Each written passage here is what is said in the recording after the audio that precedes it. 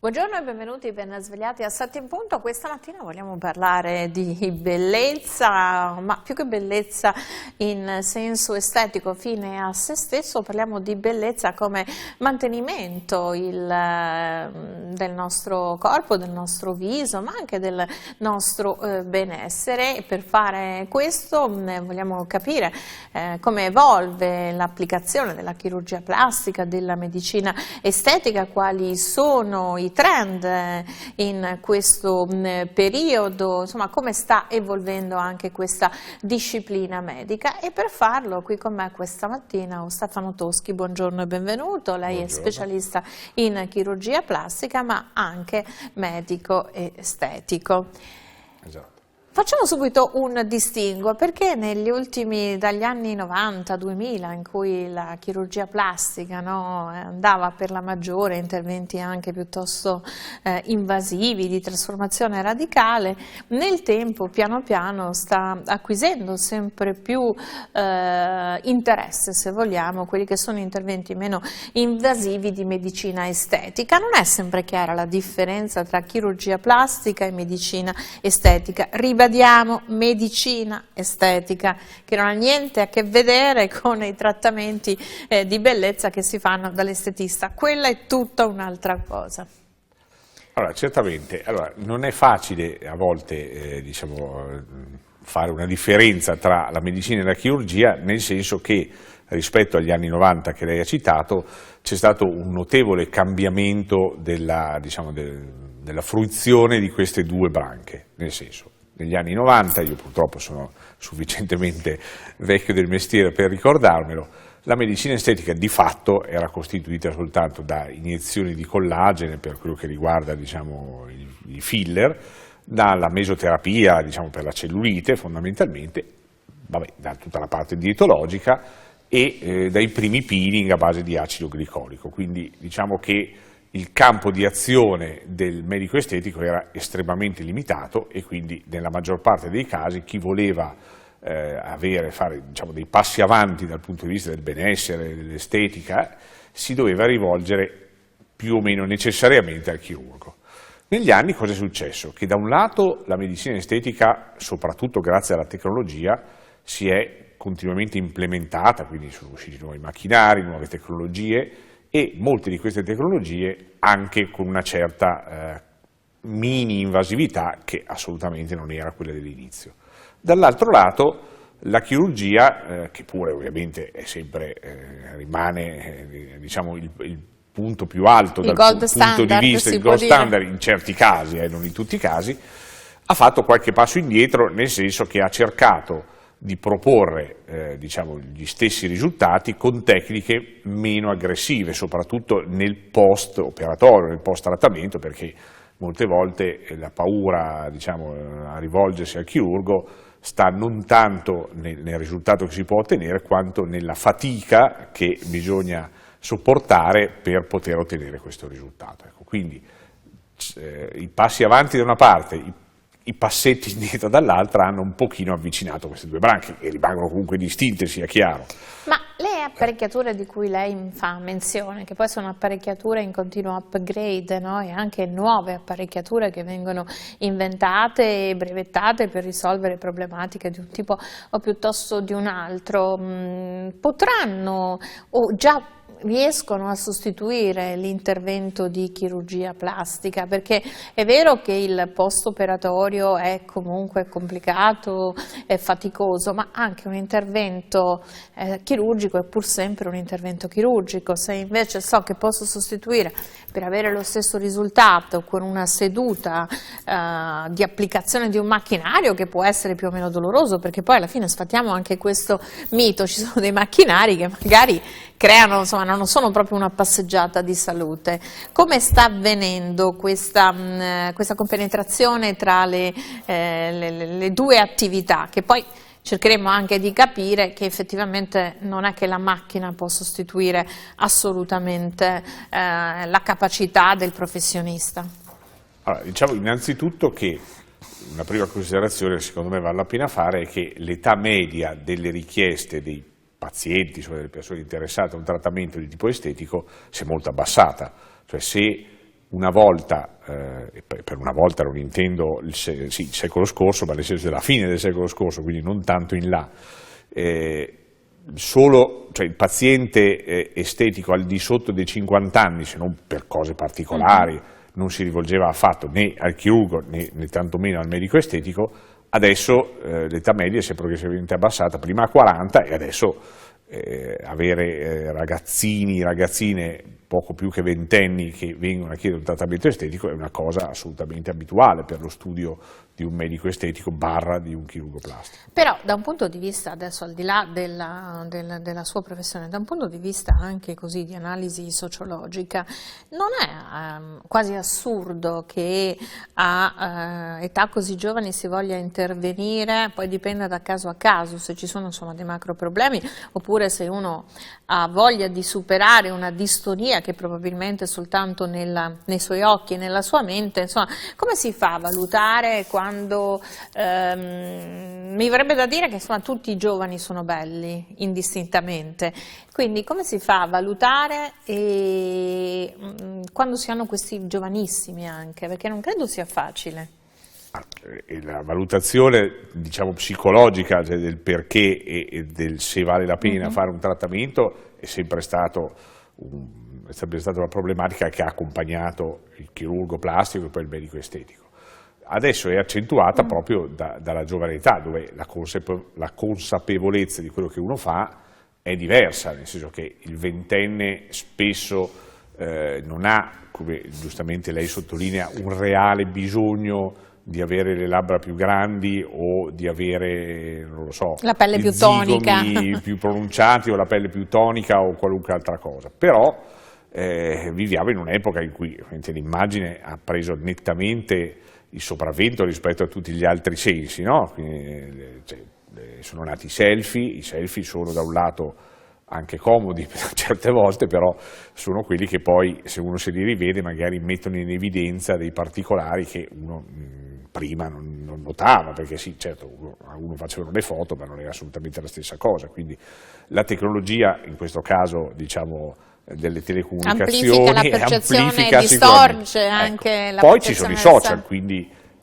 l'idea sbagliata, però comunque presente, che una persona debba puntare a una perfezione per non essere, se non messo da parte, in qualche caso addirittura bullizzato, no? Quindi tutti questi aspetti fanno sì che, soprattutto nelle persone più giovani, che quindi sono meno preparate, fra virgolette, a ricevere diciamo degli input di questo tipo, quindi molto difficili da superare anche per una persona magari con una maggiore esperienza, questo fa sì che ci sia questo ricorso per cercare di recuperare uno standard, chiamiamolo così, che è quello comune, perché se una volta uno si diceva cerco di distinguermi dagli altri, adesso se si può molto spesso è l'omologazione quello che fa sentire rassicurati, no? E questo è un aspetto sicuramente che ha portato ad abbassare nettamente l'età delle richieste. Quali sono i requisiti di questa omologazione? Perché poi a seconda dei periodi ci sono degli elementi che vengono enfatizzati o ridotti, no? Anche nell'immagine ci sono purtroppo delle mode, per cui c'è un periodo in cui va di moda, non lo so, il sopracciglio in un certo modo e poi 10 anni dopo magari esattamente. In questo momento, proprio anche sulla base della sua esperienza, questa immagine omologata, questa immagine da selfie, questa immagine da social, quello che una volta si diceva, no? L'immagine da copertina, che caratteristiche deve avere in questo momento per non essere bullizzati, per essere trendy, per essere giusti, non lo so se si dica così. Innanzitutto diciamo che tendenzialmente nelle fotografie, diciamo così, si cerca di far emergere il più possibile quello che ognuno di noi vuole far emergere, non so, il mento prominente, la mandibola, gli zigomi, le labbra, anche perché la fotografia tende ad appiattire, no? Quindi uno dice io carico un po' di più rispetto a quello che magari uno penserebbe possa essere il livello corretto, ecco che nell'immagine si vede meglio, mi vedo meglio, gli altri soprattutto mi vedono meglio, quindi questo è un aspetto che sicuramente non si porta. potrebbero usare i filtri delle foto? Ci sono i filtri, certo, però diciamo che il filtro va bene fino a che uno diciamo, sta sui social, poi quando uno si vede dal vivo il filtro ovviamente diventa un po' più difficile. Quindi questo è un aspetto, quindi tutto ciò che tende a ingrandire. E l'altro filone, lei ha citato prima il sopracciglio, che adesso è molto di moda, sono i cosiddetti foxy eyes, cioè la tendenza a fare questi occhi diciamo allungati. Quindi tipo gatto? Ecco, foxy eyes, che vorrebbe dire appunto occhi da volpe, no? Certo. Fondamentalmente, occhi volpi.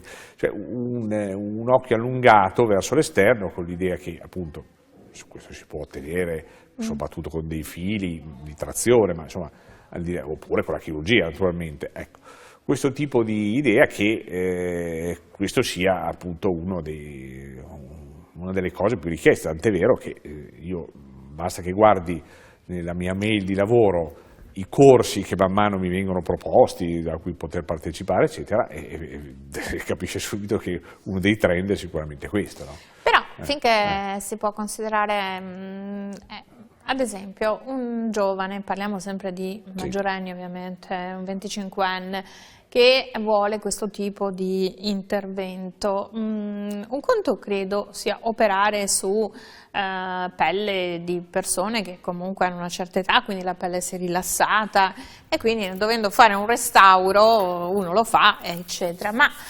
intervenire in soggetti così giovani può a lungo andare determinare oppure assolutamente no? Ovviamente viene fatto tutto con la massima specializzazione eccetera eccetera. Sto solo pensando che probabilmente degli interventi fatti così precocemente poi come si diventa da grandi, o poi c'è il rischio anche di sviluppare una dipendenza da ritocchino. Allora, il rischio della dipendenza di tocchino esiste, ovviamente. Diciamo che sì, anche le persone più equilibrate, secondo me. Però, ecco, giustamente come lei sottolinea, è chiaro che se io non ho più 20 anni e dico, vabbè, mi cede, che ne so io, la mandibola, mi cede la parte media del viso, ho le palpebre cadenti, insomma, sono, fra virgolette, più giustificato, no, nel voler fare un trattamento. Mentre per quello che riguarda le persone più giovani, dove normalmente questi cedimenti non ci sono, è più un motivo di incrementare qualcosa che a loro modo di vedere non è sufficientemente rappresentato.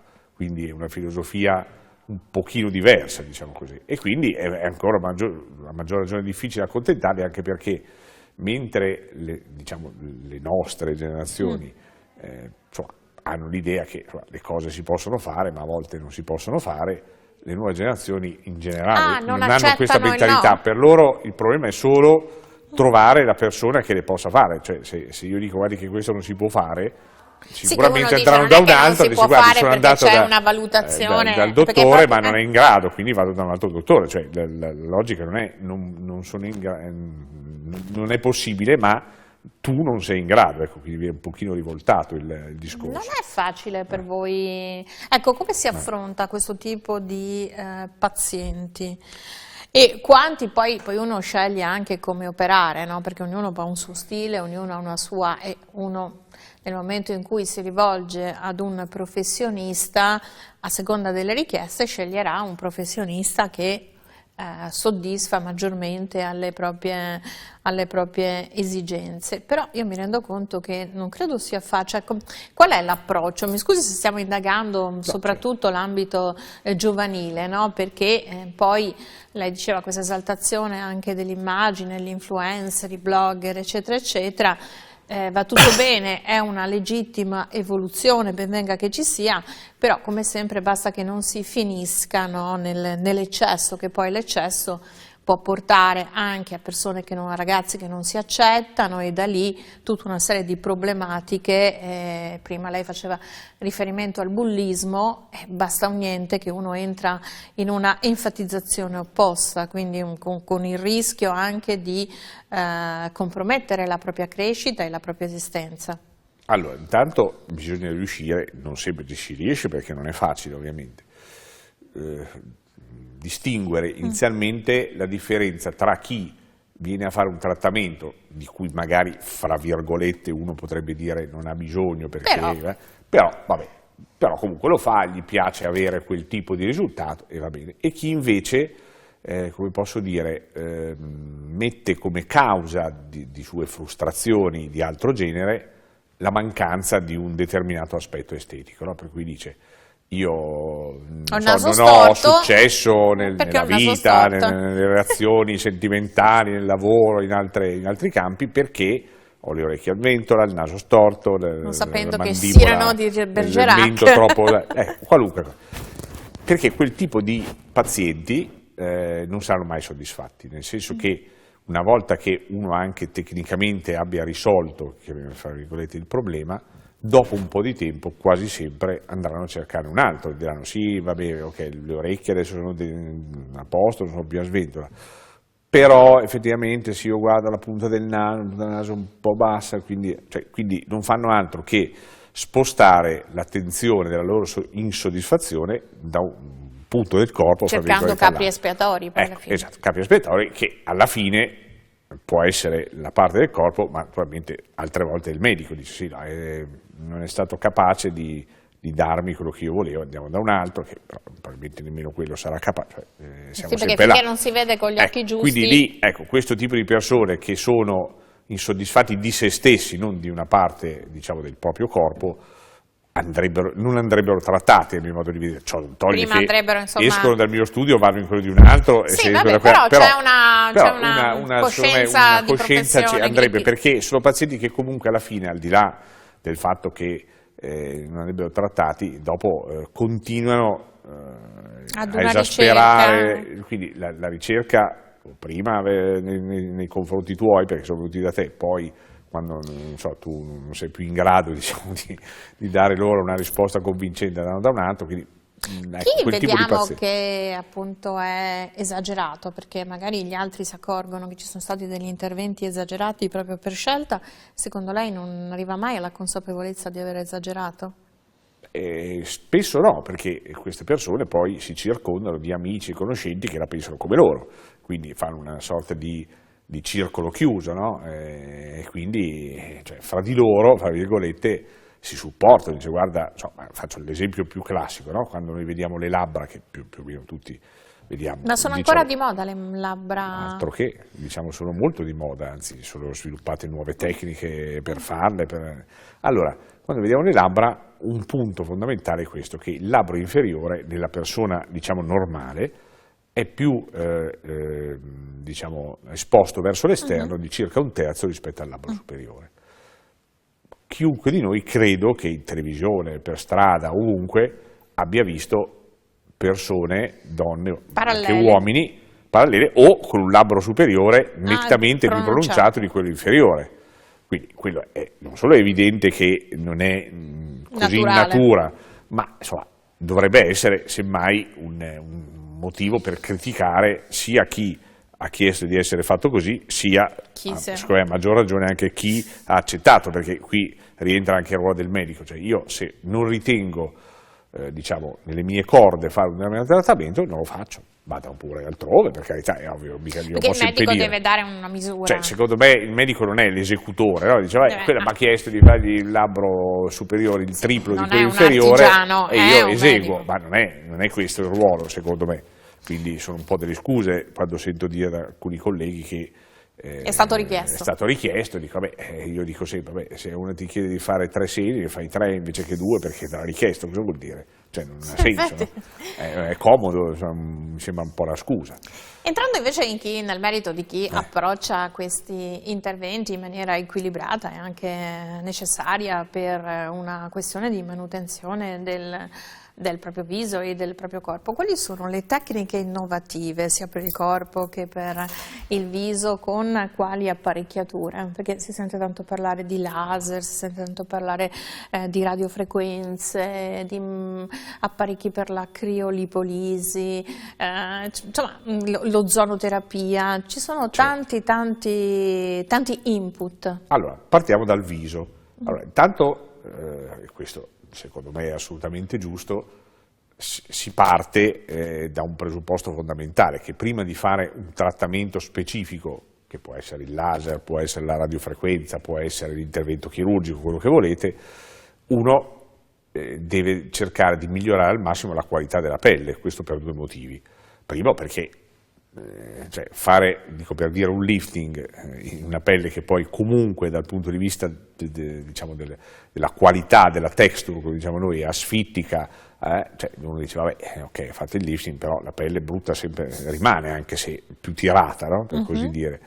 E quindi da questo punto di vista esistono adesso dei macchinari studiati proprio per fare dei trattamenti diciamo di miglioramento della qualità della texture, no? Ecco, quindi questo è sia prodotti, diciamo, ma sia molte volte questi prodotti sono anche diciamo somministrati attraverso degli specifici macchinari. Quindi attenzione non solo alla forma ma anche alla sostanza, forse questo è un passaggio importante. Ecco, questo sicuramente. Poi in seconda battuta, dal punto di vista diciamo temporale, quello di fare un trattamento che molto spesso adesso, come lei giustamente anticipava, viene fatto attraverso le tecnologie, perché le tecnologie hanno aiutato moltissimo il progresso, diciamo, dei risultati in estetica.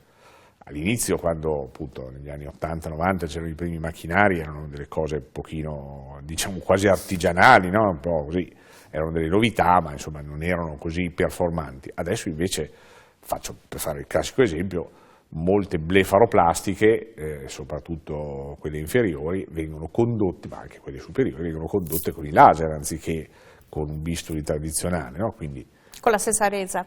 Ecco, può essere un vantaggio, può essere uno svantaggio, poi naturalmente lì troverà il laserista che dice che non c'è paragone per i tempi, per il recupero, e troverà diciamo, il classico, il chirurgo classico che dirà ma no, non vedo dei grossi vantaggi perché poi i tempi di recupero, quindi lì ci sono sempre queste diatribe. Poi forse dipende anche come nel caso di qualsiasi intervento chirurgico, la tecnica dipende anche dal paziente, dalle caratteristiche, no? Dipende dal paziente, dipende anche ovviamente dalla tecnologia, perché poi noi abbiamo detto che adesso la tecnologia si è evoluta, ma questa tecnologia non è tutta uguale, cioè non è che se io prendo un laser, prendo un laser come prendessi un'automobile.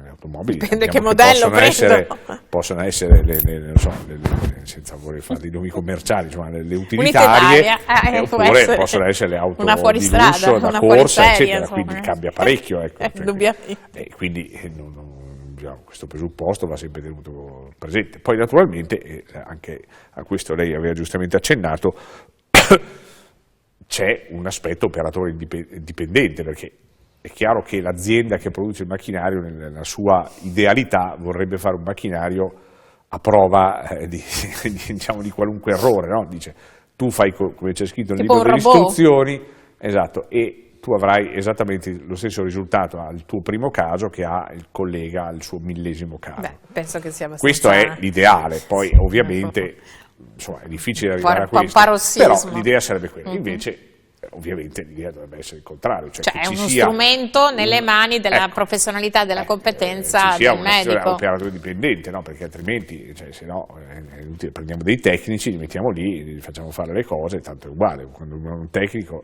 se deve fare sempre la stessa cosa, non c'è nemmeno bisogno che sia laureato in medicina, no? Alla fine. Quanto la tecnologia invece permette a voi professionisti, medici, specialisti, lei poi è specialista in chirurgia plastica con anni e anni, una lunga carriera nel servizio pubblico, negli ospedali, quindi non certo interventi di chirurgia plastica per migliorare l'aspetto, per tir sulla pelle, ma ricostruttiva, necessaria dopo esiti traumatici.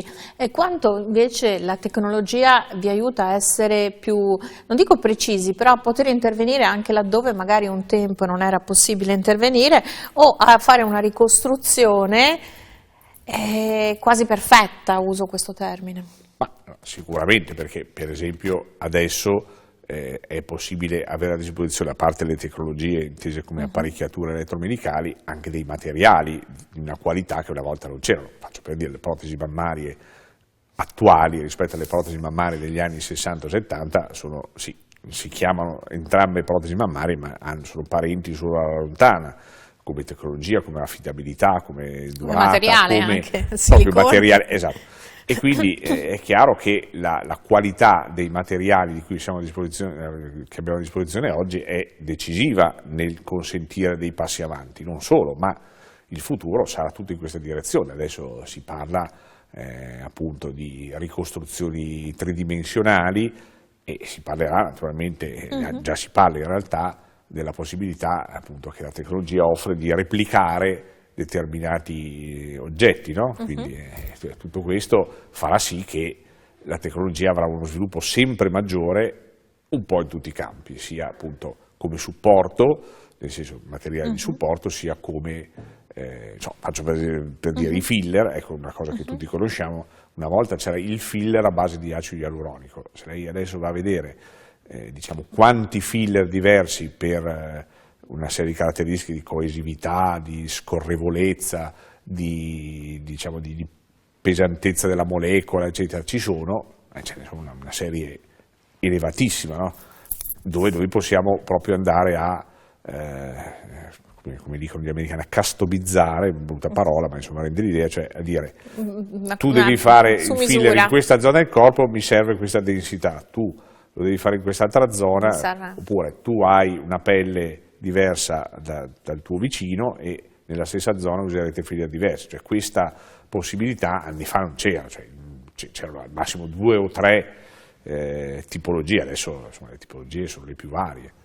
Questa customizzazione, usiamo questo termine brutale, sia di tecniche che di materiali, in qualche modo rende più accessibile, parlo dal punto di vista economico, i trattamenti di questo tipo, oppure c'è sempre da diffidare quando ti propongono qualcosa a prezzi che francamente possono essere risibili, dato che abbiamo sempre l'intervento di un medico? E poi come distinguere, cioè fare anche molta attenzione quando ci si rivolge a un medico o quando ci si rivolge invece a un centro di bellezza, pari dignità dal punto di vista, ma sono 2 ambiti professionali completamente diversi.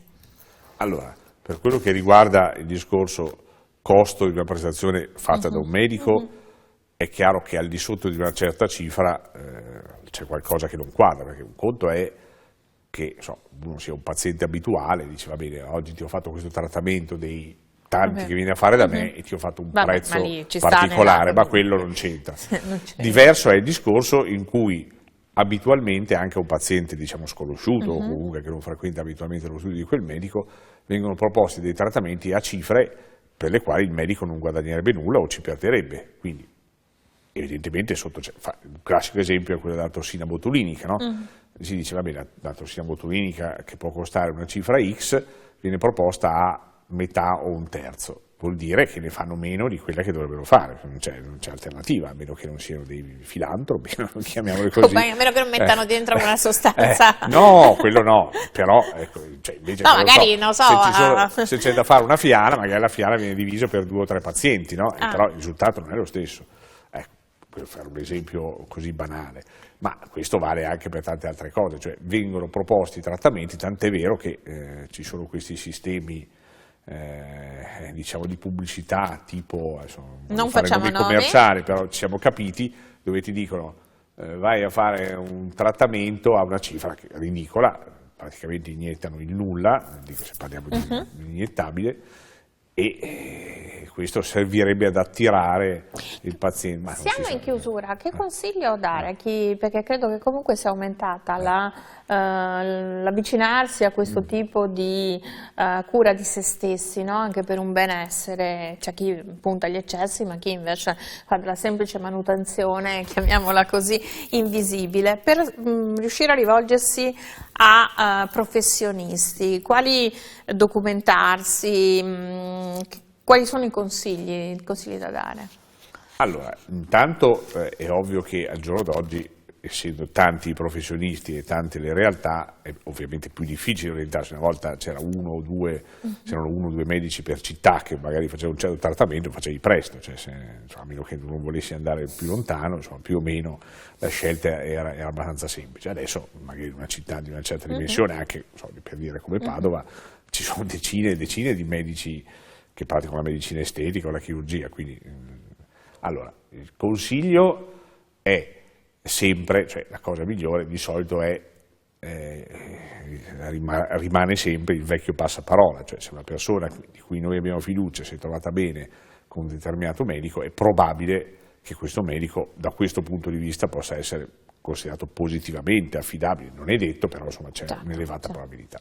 Se invece, come più spesso succede, il medico viene scelto sulla base, diciamo così, della pubblicità, della ricerca sul web e via dicendo, bisogna secondo me guardare 2 o 3 cose, cioè una è soprattutto come si presenta, cioè ha un sito suo oppure diciamo così, questo sito è fatto più che altro di frasi fatte per esempio. Le foto, ecco, le foto vengono messe perché giustamente richiamano l'attenzione, però bisogna secondo me riflettere un attimino su certe foto che oggettivamente possono essere manipolate. Non possono essere cioè, le foto e in generale quanto conta il curriculum del professionista? Quello conta, certamente, uno va a vedere che Pubblicazioni. cosa ha fatto, le pubblicazioni, è chiaro che però è un po' più difficile per l'utente medio andare a vedere, beh sì, questo in effetti ha studiato, perché cioè, è diverso che uno abbia, che ne so io, fatto una specializzazione in una prestigiosa scuola straniera, o che uno abbia fatto un corso di 3 giorni in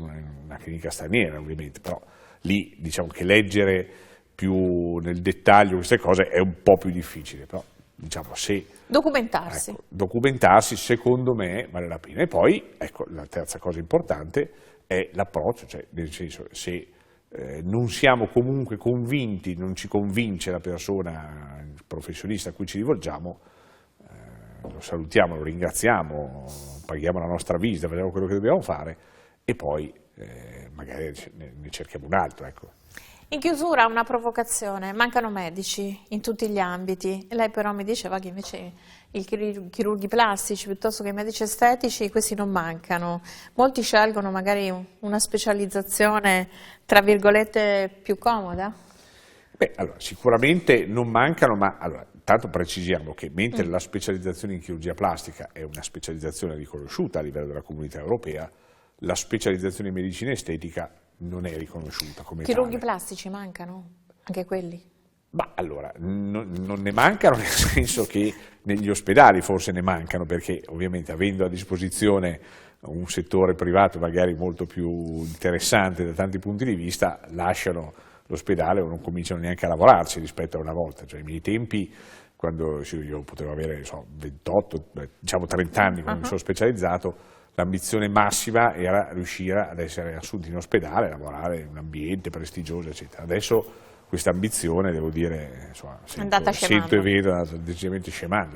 C'è gente colleghi che proprio dicono, beh, io mi specializzo, dopo il giorno dopo comincio a lavorare in proprio, ecco, o da uno magari non da solo, ma non certo in ospedale. Ecco, quindi questo. Mi ha dato la risposta, non c'è più tempo, ecco. Quindi insomma è riuscito a fare una brevissima sintesi di quello che probabilmente è lo stato dell'arte. Un'ultimissima cosa, sì. È stata sbagliata la programmazione, il numero chiuso di medicina, che cosa ha portato questa situazione incredibile di carenza? 20 secondi proprio. Sì, non è secondo me tanto il numero chiuso di medicina, che si può rivedere in certe formule, ma quanto la chiusura delle specializzazioni. Cioè, quando io facevo la specializzazione, certe scuole avevano 5, 10, 20 specializzanti per anno, adesso con le borse di studio devono essere pagati, ce n'è 1 o 2, quindi mancano gli specialisti. Magari non si presentano adesso neanche. Gli specialisti e dopo non possono accedere all'ospedale. Quando c'ero io potevi accedere anche da uno specialista, adesso no.